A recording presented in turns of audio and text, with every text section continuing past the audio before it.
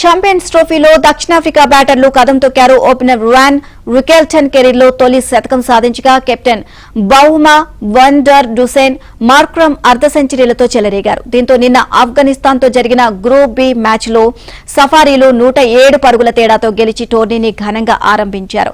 ఈ మ్యాచ్ లో ముందుగా బ్యాటింగ్ కు దిగిన దక్షిణాఫ్రికా 50 ఓవర్లో 6 వికెట్లకు 315 పరుగులు చేసింది. నబీ 2 వికెట్లు తీశాడు. ఛేదనలో ఆఫ్ఘన్ ఏ దశలోనూ విజయం వైపు సాగలేదు. రెహ్మద్ షా ఒంటరి పోరాటం చేయగా సహచరుల్లో ఒక్కరూ కనీసం 20 రన్స్ చేయలేకపోయారు. ఫలితంగా ఆఫ్ఘన్ 43.3 ఓవర్లో 208 రన్స్ కు కుప్పకూలింది. రబాడాకు 3, ఎన్గిడి, ముల్టర్లకు 2 వికెట్లు దక్కాయి. ఇక ప్లేయర్ ఆఫ్ ది మ్యాచ్ గా రికెల్టన్ నిలిచారు.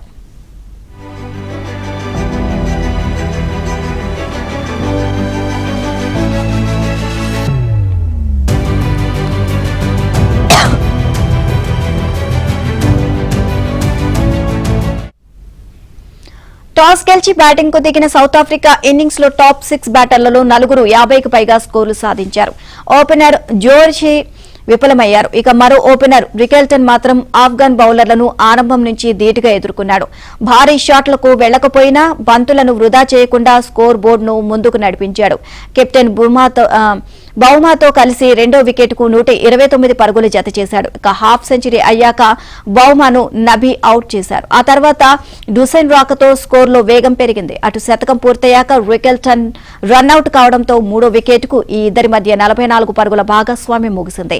ఆ తర్వాత డుసెన్ కూడా అర్ధ సెంచరీ పూర్తి చేసుకుని 43వ ఓవర్లో వెనుదిరిగాడు. కానీ చివర్లో మార్క్రమ్ బాదుడుకు సఫారీల స్కోరు అవలీలగా 300 దాటేసింది.